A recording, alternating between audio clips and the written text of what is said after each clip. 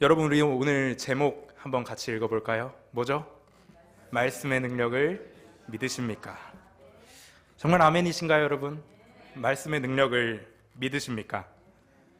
우리가 예수님을 구주라고 고백하면서 이 말씀의 능력을 믿지 않는다고 이야기하면 그것만큼 모순된 일이 없을 것입니다.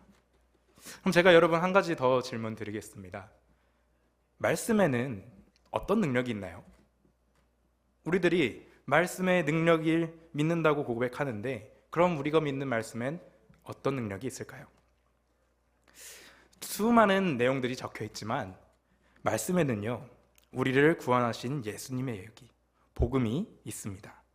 그 복음으로 말미암아서야 우리는 영적으로 거듭나서 구원받아서 하나님의 자녀이자 천국 백성됨을 알게 되는 거예요. 한 사람의 인생이 통두리째 변화하게 되는 것입니다. 그게 우리가 믿는 말씀을 함축해서 설명할 수 있는 설명일 것입니다. 동의하시나요? 그렇다면 한 사람의 인생이 이 말씀의 능력으로 변화를 받았으면 거기서 말씀의 능력은 끝나는 것일까요?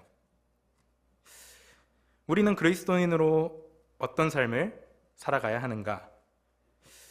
오늘 말씀의 본문은요, 말씀을 받은 사도들이 이 말씀을 세계에 전파하면서 하나님의 말씀의 능력이 어떻게 세계에 퍼져나가게 되었는가, 그 행적을 기록한 책입니다. 사도행전이라는 책 자체가 사도들의 행적을 적은 책이라는 뜻이잖아요. 특별히 오늘 함께 살펴본 말씀은요, 바울이 3차 전도 여행을 다니던 중에 에베소에서 이 말씀을 가르치면서 어떤 일들이 있었는가 이야기해주고 있습니다. 그런데 우리가 사도행전은 신약에서 역사서로 분류가 되거든요. 그래서 때로는 우리가 단순히 과거에 있었던 붕의 사실 정도로만 이 사도행전을 받아들일 때가 많은 것 같습니다. 그런데 저는 오늘 이 바울의 에베소에서 행했던 일들, 또 하나님이 바울을 통해서 이곳에서 행하셨던 말씀의 기적이 단지 그 시대에 끝났다고 생각하지 않습니다. 오늘 말씀을 통해서 정말 말씀의 능력으로 변화받은 사람이 어떻게 그 주변의 이 말씀의 능력을 행하는가 함께 살펴보면서 정말 이 말씀 앞에 두렵고 떨리는 마음으로 살아가겠다는 결단이 저와 여러분들 가운데 있을 수 있기를 주님의 이름으로 축원합니다. 오늘 본문 이전 구절들 19장의 시작은요, 바울이 이제 에베소에 도착하는 것으로 시작을 하고 있습니다. 8, 9절 이전 말씀들에 바울이 도착하자마자 믿는 사람들을 찾아가서 가장 먼저 물어본 질문이 이거예요. 너희가 성령을 받았느냐? 예수님을 믿는다고 고백하는 제자들에게 오케이, 예수님이 성령을 약속하셨다. 너희가 마가다락방 사건 보았느냐? 성령 받았느냐 물어보니까 제자들이 뭐라고 대답하냐면요, 우리가 성령이 계심도 듣지 못하였노라 라고 대답을 합니다. 거기서 바울이요, 이제 이야기를 합니다. 너희가 받았던 침례는 요한이 준 회개의 침례였지만 이제는 예수 그리스도의 침례를 받으라. 그리고 성령을 받으라. 이 얘기합니다. 그랬더니 제자들이 성령님을 소유하게 되었고 이제 나아가서 방언하고 예언하고 말씀을 전하게 되는 모습들이 나타나 있습니다. 에베소에 오자마자 바울이 했던 일들은요, 예수님이 약속하셨던 성령을 선포한 것이었습니다. 그 이후에 오늘 함께 본 8절 9절의 말씀을 시작으로 그럼 바울은 구체적으로 어떤 사역을 했나, 그것들을 기록하고 있습니다. 8절 말씀 보면요, 바울이 말씀을 전하기 위해 가장 먼저 간 곳이 회당이었습니다. 회당은 누가 모이는 장소죠, 여러분?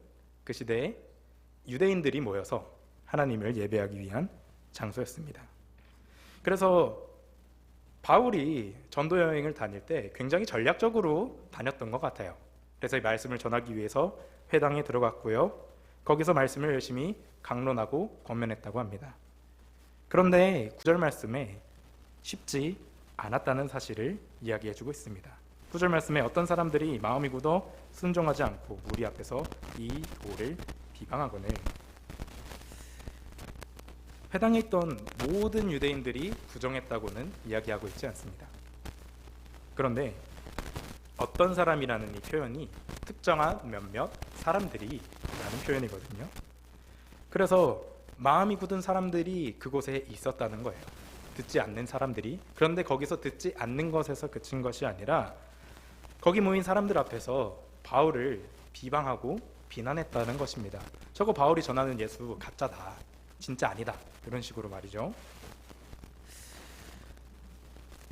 바울처럼 우리가 전도를 하게 된다면, 믿지 않는 사람들에게 다가간다면 이런 일들이 참 많은 것 같아요. 주변에 여러분 전도 해보셨죠? 전도 해보셨죠?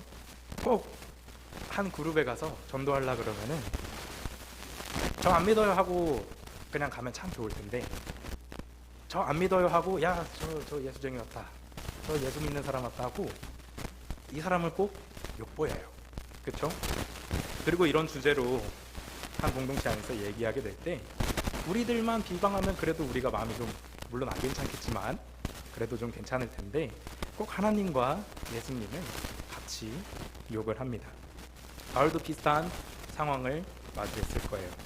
그리고 유대인들 입장에서 봤을 때요, 바울은 되게 연행 불일치인 사람처럼 보였을 거거든요. 왜냐면 바울이 원래 예수 믿는 사람들 잡아다가 목에 넣으려고 혈안이 돼 있던 사람이잖아요.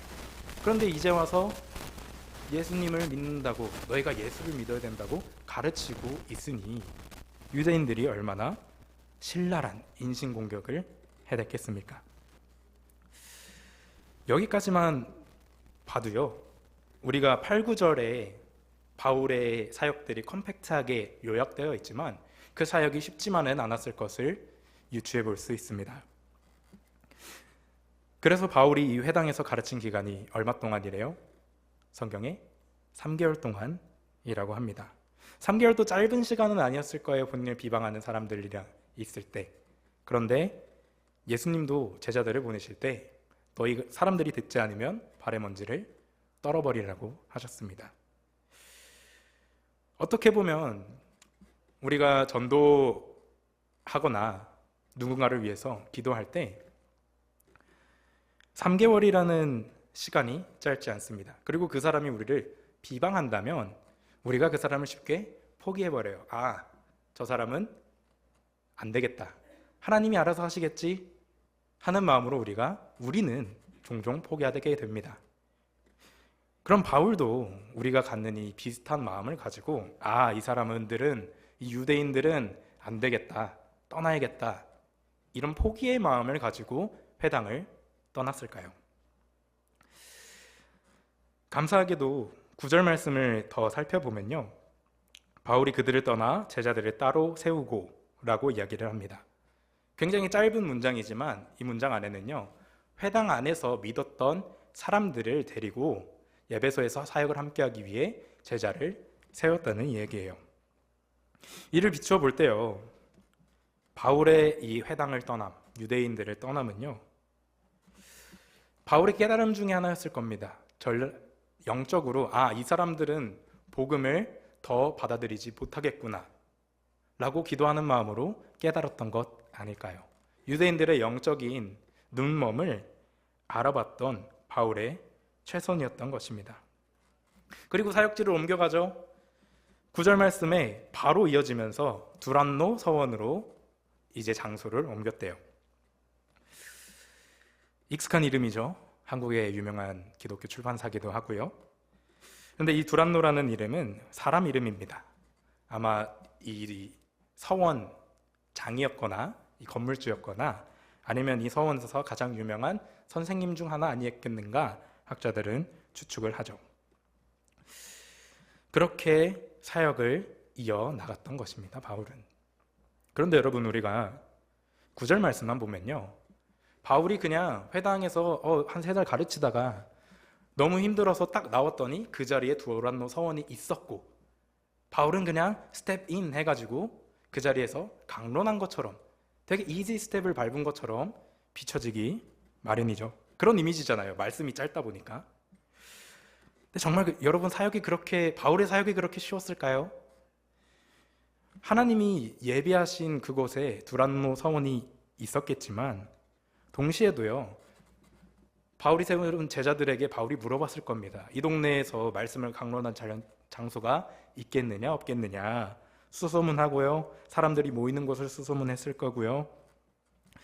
두란노라는 사람의 이름을 넘겨듣고 이런 넓은 장소가 있구나, 가서 현실적인 질문들도 많이 했겠죠. 이 건물의 사용 시간이 어떻게 됩니까? 혹시 페이먼트를 지불해야 됩니까? 이런 현실적인 대화들이 오고 갔을 거라는 거예요.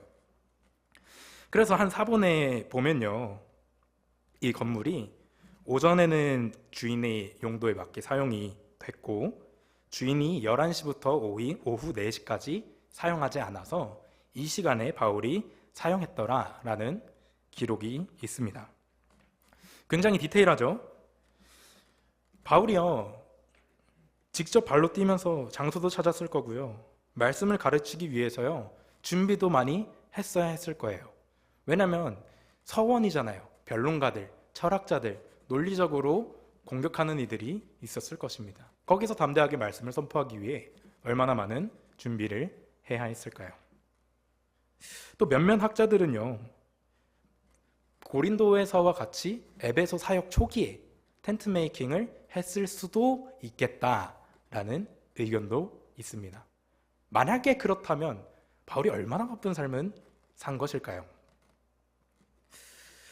우리가 8, 9절의 말씀이 굉장히 짧기 때문에 그랬구나, 바울은 사역을 했구나 정도로 넘길 수 있겠지만, 우리가 그 사역을 하나하나 뜯어본다면 그곳에 바울이라는 복음 전하는 자의 헌신이 있었더라는 것입니다. 그렇게 몇 년을 살았대요. 에베소에서 2년을 그렇게 살았대요. 짧다면 짧고 길다면 긴 시간입니다. 이 기간을 보내고 나자 이제 놀라운 열매들이 나타나기 시작하는데요, 우리 10절로 12절 말씀 세 번역으로 함께 읽어보도록 하겠습니다. 함께 읽겠습니다.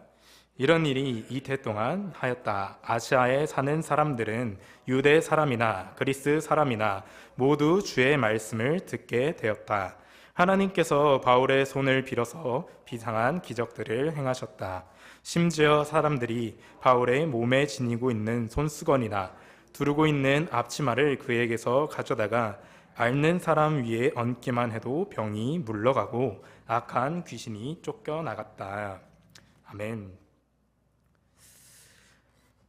바울이 감격하지 않았을까요? 2년 동안 헌신했던 사역지에서 열매들이 맺히기 시작합니다. 복음을 향한 열정으로요, 눈물로 지혜를 구해야 했을 때도 있었을 거예요. 본인을 비방하는 사람들, 욕하는 사람들, 그들도 영혼이라 사랑해야 했어야 했으니까요. 분명하게 복음을 전하겠다는 목적을 가진 바울은요, 자신의 희생을 기쁨으로 여겼던 것입니다.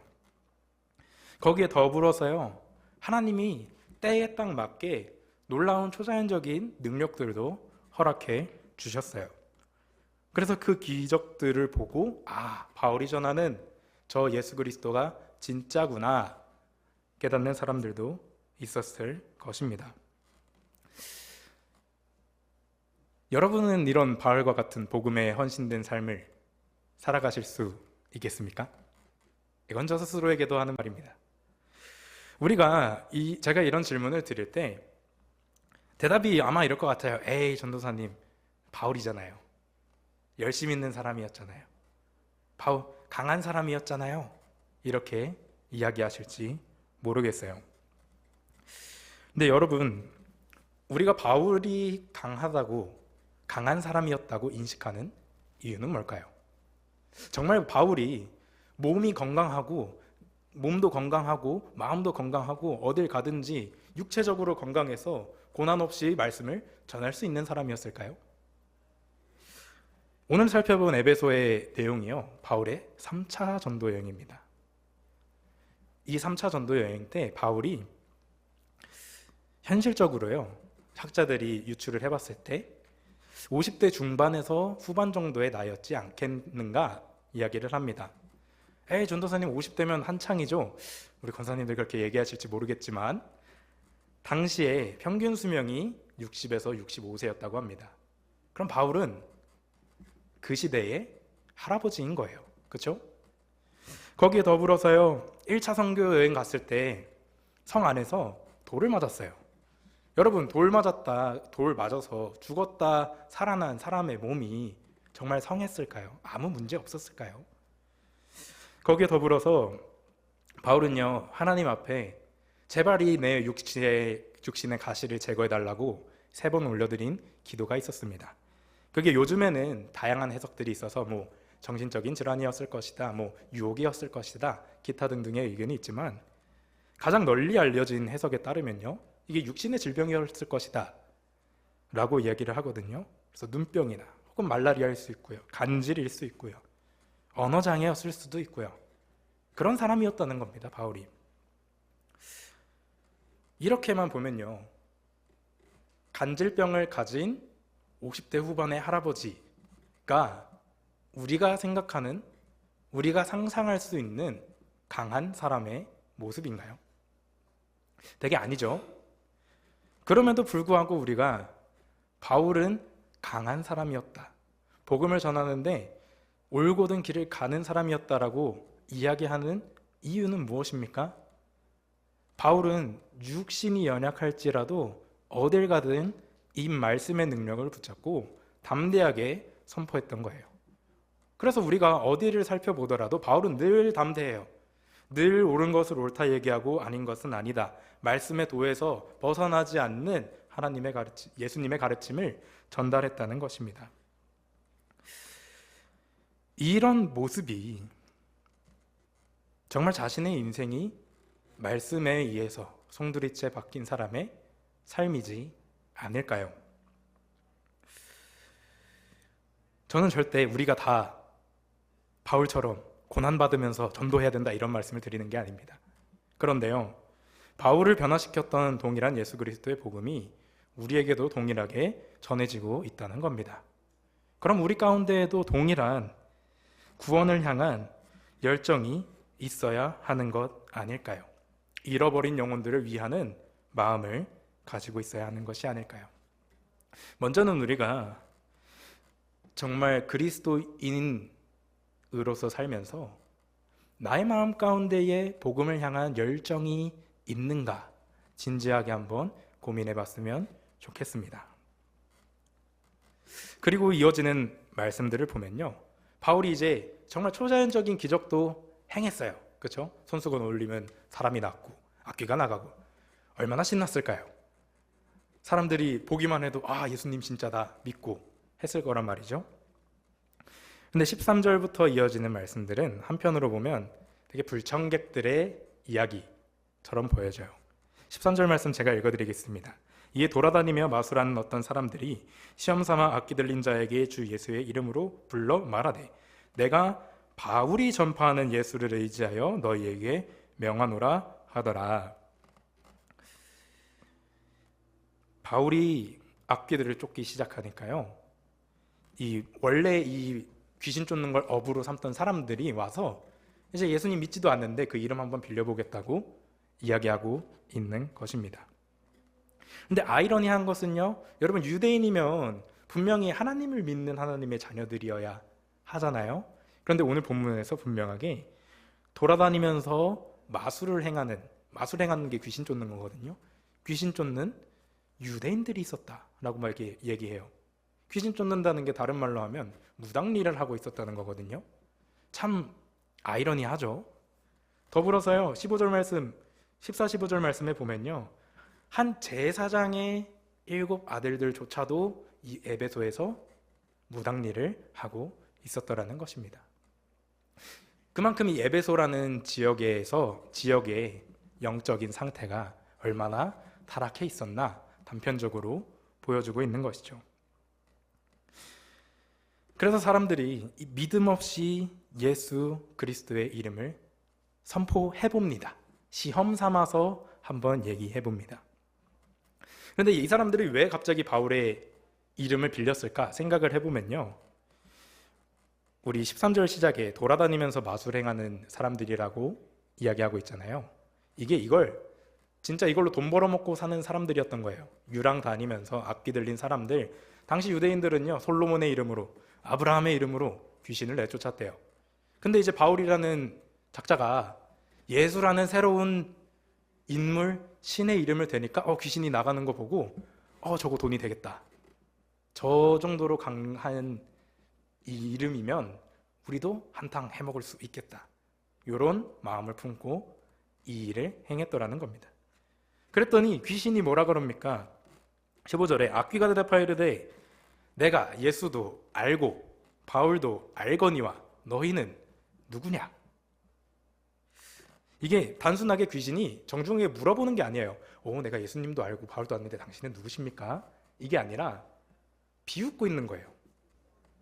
마치 너희 믿음도 없으면서 그 이름을 들먹어 나도 알고 있는 예수를, 나도 알고 있는 바울을, 이런 뉘앙스거든요. 그래서 원어적으로 조금 더 직접적으로 보면요, 귀신이 얘기하는 거예요. 내가 예수님은 하나님의 아들로서 그 본질을 속속들이 알고 있고 바울이라는 자도 내가 예수 믿는 자로 인정하는데 너네 누구냐? 얘기하는 거죠. 귀신 입장에서도 많이 어이가 없었나 보죠. 이 모습들이 정말 믿음 없이 우리가 행하는 것들에 대한 마귀의 반응일 수 있지 않을까, 저는 생각을 해봤습니다. 우리가 예수님 믿는다고 이야기하죠. 그런데 정말 내 안에 복음을 향한 믿음이 없고 그냥 말만 행동으로만 나는 그리스도인이야 살아가는 모습을 본다면 귀신처럼 세상도 마귀도 코웃음 치지 않을까요? 그래서 이런 믿음 없는 자들의 최후가 어떻게 됩니까? 16절 말씀을 현대인의 성경으로 보면요, 귀신이 그들에게 달려들어서 때려 눕혔대요. 그리고 상처 입고 벗은 몸으로 도망쳤대요. 우리가 한편으로 보면 익살스럽게 쌤통이다 믿음 없는 것들 하하 하는 마음이 있을지도 몰라요. 근데 이 말씀을 살펴보면 여러분, 사람이 옷이 벗겨질 때까지 두드려 맞은 거면 얼마나 심하게 두드려 맞았겠습니까? 정말 이 도망한 사람들이요, 죽기 직전까지 맞다가 간신히 도망을 쳤더라는 거예요. 정말 믿음 없는 고백들의 믿음 없는 자들의 믿음 있는 척하는 행위들이 이런 말로를 맞이하지 않을까, 저는 조금 경각심을 가지게 되었습니다. 그리고 이내 이 사건은요, 에베소 안에서 핫 이슈로 부상을 해요. 17절 상반절에 에베소에 사는 유대인들과 헬라인들이 다 이 일을 알고, 단순히 귀신 쫓다가 잘못된 일들이 왜 이렇게까지 유명해진 걸까요? 에베소의 지리적인 특징을 살펴볼 필요가 있습니다. 여러분, 고린도가 항구 도시인 건 알고 계시죠? 에베소도 동일했습니다. 항구 도시였습니다. 다양한 신들이 있었어요. 다양한 신전이 있었고 영적으로도 육적으로도 문란한 도시였습니다. 항구 도시가 되게 그러니까요. 그래서 귀신을 쫓는 일, 어떤 신의 이름을 가지고 귀신을 쫓는 일이 굉장히 성행하고 있던 도시였던 것입니다. 그래서 아마 유대인들은 시험 삼아 바울과 예수의 이름으로 귀신을 쫓아보려고 했지만 과연 비슷한 마음을 가진 사람들이 그 자리에 없었을까요? 그 지역에서 귀신 쫓는 거를 업으로 삼고 있던 많은 사람들이 비슷한 생각을 했겠죠. 그런데 이 일이 있고 나니까 소문이 빠르게 돈 거예요. 저 예수라는 자의 이름과 바울이라는 자의 이름은 함부로 사용하면 큰일 나는구나. 두려움이 있었던 거죠. 그런데 이 두려움은요, 한 단계 더 나아가서요, 단지 예수님을 향한 정말 무섭다의 두려움에서 저 바울이 전하는 예수 그리스도가 진짜구나라는 경외함의 의미를 가지고 있는 두려움으로도 다가갔을 것입니다. 그래서 우리 19절, 17절 말씀을 보면 사람들이 두려워했다고 이야기를 하는데, 저는 이 부분의 킹제임스 버전의 표현이 참 마음에 와닿습니다. 뭐라고 얘기하면요, The fear fell on them all 이라고 해요. 사람들이 그냥 무서워한 게 아니라 그 경외함이 그 사람들 가운데에 임했다, 떨어졌다, 이 말을 하고 있는 거거든요. 한편으로만 보면요, 그냥 영적인 일들, 슈퍼내추럴한 일들이 있어서 복음이 전해졌구나 해서 우리가 끝날 수도 있습니다. 그런데요, 저는 오늘 말씀을 쭉 묵상을 하다가요, 원래는 제가 이 믿음 없는 사람들이 고백해서 떠나는 부분들에만 집중해서 설교를 하려고 했어요. 그런데 제가 묵상을 하고 반복해서 묵상을 하다 보니까 제 마음에 계속 이게 하나님의 말씀이 선포되고 사람들 가운데 일어나는 부흥의 모습이다 라는 마음의 부담감을 주셨습니다. 우리가 단편 1차적으로 보기에는 단순하게 믿음 없는 사람들이 깨져서 사람들이 두려워해서 믿었구나 정도일 수 있겠지만, 하나님이 이 사건을 통하여서 당시 에베소에 행해지고 있던, 에베소가 가지고 있던 이 영적인 타락함을 깨뜨리신 거거든요. 이 영적인 타락함이 깨지는 순간에 사람들이 어떻게 합니까? 자기들이 하고 있던 일들, 마술 행하는 일들 다 잘못된 일이구나 깨닫고 나와서 회개하기 시작합니다. 그리고 단순히 내 입으로 제가 이런 일들을 했는데 잘못했습니다, 귀신의 이름으로 내쫓았는데 이게 다 잘못된 일들이었습니다, 고백하고 끝난 게 아니라요, 19절 말씀 보면요, 책을 태웠다 그래요. 근데 이 책이 우리가 요즘 책 하면 한 1, 20불, 한 2, 30불밖에 안 되는 책들일 것 같잖아요. 당시에는 책이 귀했습니다, 여러분. 프린팅 기술도 없었고요. 그래서 책 한 권에 요즘 시세로 2,000불 한 권에, 비싼 거는 한 2,500불 됐다고 해요. 그럼 뭐예요? 이 사람들의 전부였던 거예요. 이 사람들이 귀신 쫓는데, 생업을 이어가는데 가지고 있어야 할 전부를 들고 나와서 불 앞에 태웠대요. 왜? 이게 이제 잘못되었다는 걸 깨달은 거죠. 그래서 구체적인 가격도 써있지 않습니까? 그 책값을 계산한 즉 은 5만이라, 이게 5만이 단위가 드라크마입니다. 그럼 이 5만 드라크마는 또 얼만가? 제가 또 계산기를 두드려 봤죠. 요즘 US 달러로 20만 불어치라고 합니다. 2,000불짜리 책들이 불타올라서 20만 불어치 책들이 그 자리에서 태워졌대요. 왜요? 하나님이 그들의 영적인 타락함을 깨닫게 하셔서 그들이 진짜 신이 누구인지 그 자리에서 깨달았기 때문이죠. 경외하는 마음을 그들 가운데에 이렇게 떨어뜨려 주셨다는 겁니다. 제가 말씀드렸죠. 저는 오늘 이 말씀의 내용들이요, 단순히 바울이 사역을 열심히 해서 그 열매가 맺혔다의 내용에 그친다고 생각하지 않습니다. 저는 이 오늘 말씀이요, 바울을 통해 또 에베소 도시를 통해 보여주신 우리가 지금도 꿈꿔야 할, 꿈꿀 수 있는 부흥의 모습이지 않을까, 이런 마음의 부담감을 가지게 되었습니다.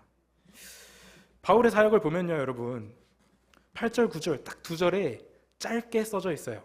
그 안에 어떤 디테일이 있었는지 누가는 기록하지 않아요. 그럼에도 불구하고요, 하나님이요 전혀 자신을 따를 것 같지 않던 사람을 부르셔서 사용하십니다. 그리고 그 복음에 열정이 넘치게 하셔서요, 그 인생이 통째로 하나님을 바라보게 만들어주세요. 이 복음의 전달자를 통해 하나님이 일하시는 것이죠.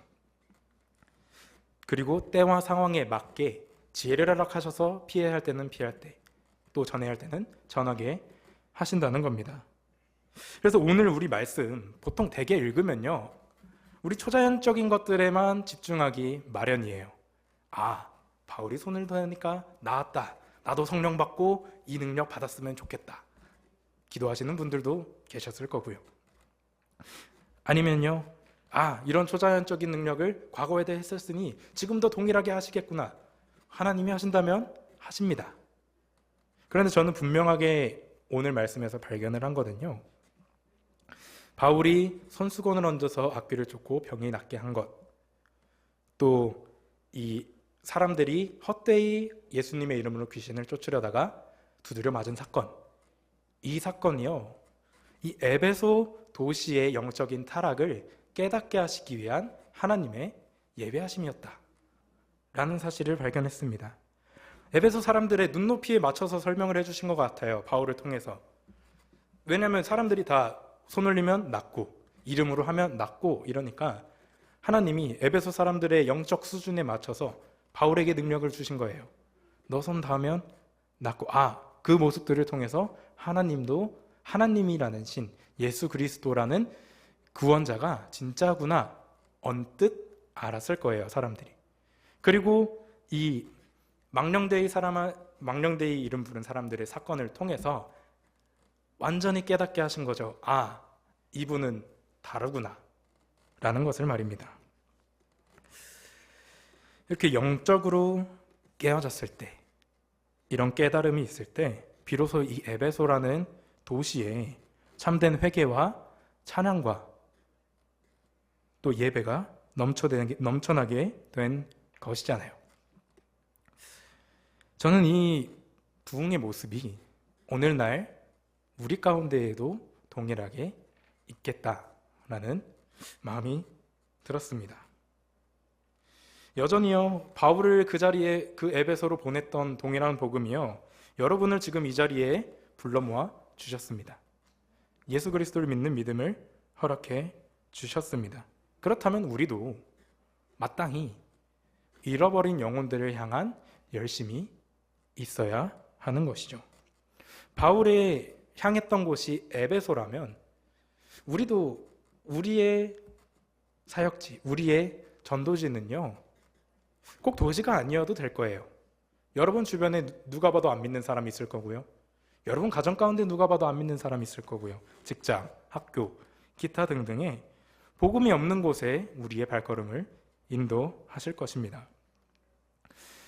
그리고 거기서 우리에게 씨 뿌리는 사역을 하게 하실 거예요. 때로는 그게 바울과 같이 어려울 때도 있을 거고요. 고난될 때도 있을 거고요.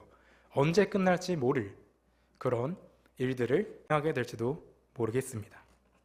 그럼에도 불구하고요, 우리가 그 자리에 나가서 복음을 전할 수 있는 이유는요, 우리에게 먼저 허락해 주신 믿음과 또 그 사랑이 우리의 열정으로 변환되어 표현되고 있기 때문입니다.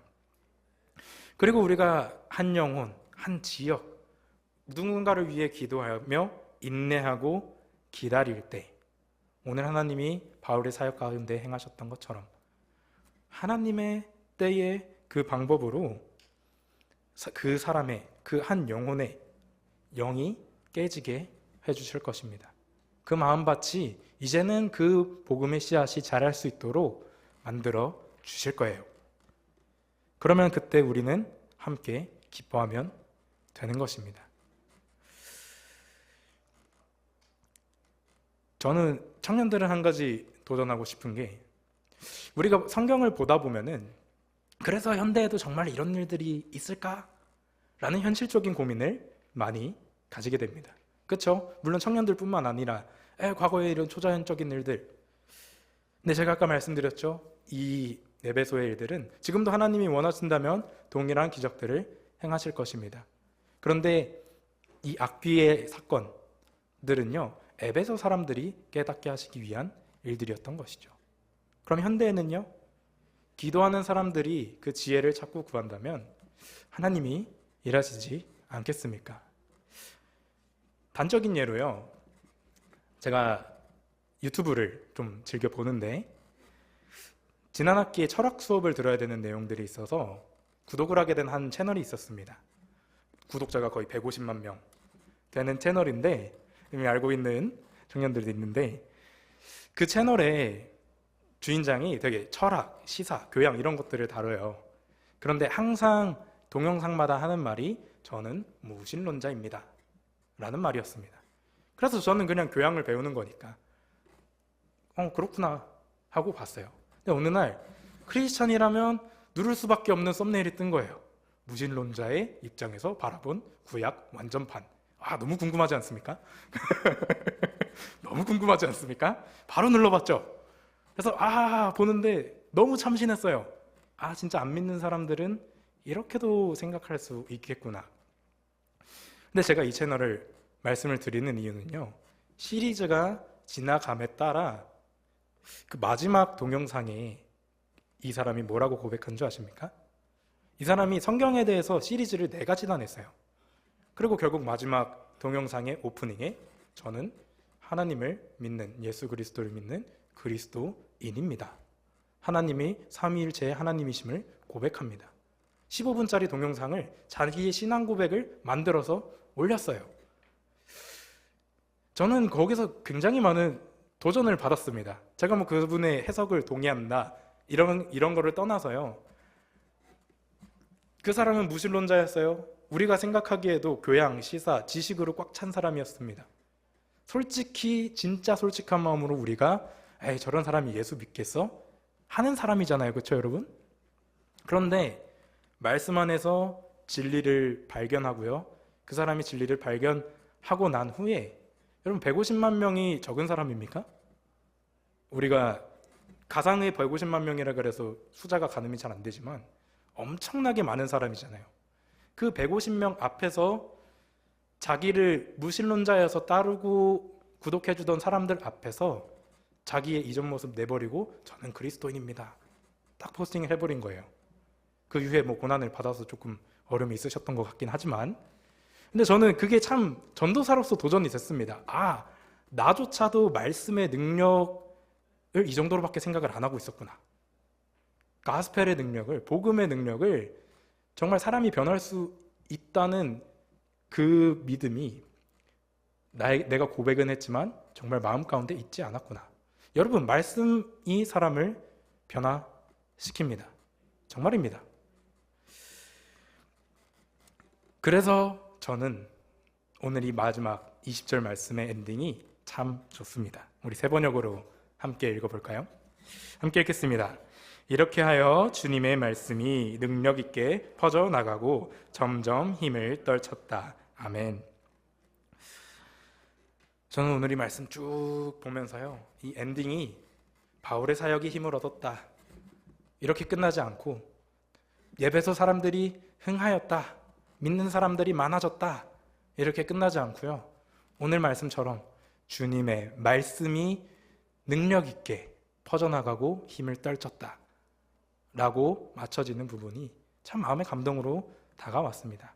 바울이 전했던 것, 에베소 사람들이 부응했던 것 모두 말씀의 능력을 힘입은 복음의 전달자들이 있었기에 가능한 것 아니겠습니까? 다시 한번 질문 드리겠습니다. 여러분 정말 말씀의 능력을 믿으십니까? 사람을 변화시키는 하나님의 말씀의 능력을 믿으십니까? 말씀의 변화를 받은 사람들은요, 잠잠할 수 없습니다. 진리를 발견한 사람들은요, 영이 자유케 되고요, 그 복음을 전하는데 잠잠할 수 없습니다. 여러분은 정말 이 능력을 믿으십니까? 정말 이 하나님의 말씀의 능력을 의지하고 따라간다고 고백하는 우리들의 삶이요, 정말 말씀 전하는 일로 인해서 기뻐할 수 있기를 소망합니다. 우리가 많은 곳에서 인생의 목적을 찾아요. 현실적으로 눈앞에 닥친 일들을 돌파하기 위한 수단을 찾아요. 그런데 여러분, 저는 미 목사님이 항상 얘기하시는 신앙생활, 믿는 사람들의 인생은 단순하다는 말이 정말 좋다고 생각합니다. 아주 동의하는 바입니다. 우리가 복음을 전한다는 목적, 궁극적인 목적을 두고 매 순간을 살아간다면 바울과 같은 삶, 우리도 왜 못 살겠습니까? 우리도 하나님이 우리에게도 동일한 삶이 가능하게 하실 것입니다. 하나님이 행하신 일들을 기뻐하고 또 그 일에 동참하는 것을 누리면서 복음 전하는 자의 삶을 기쁨으로 살아가는 저와 여러분들 될 수 있기를, 또 때에 맞는 하나님의 은혜와 능력을 구하는 영적 지혜가 있을 수 있는 저와 여러분들 될 수 있길 주님의 이름으로 축원합니다.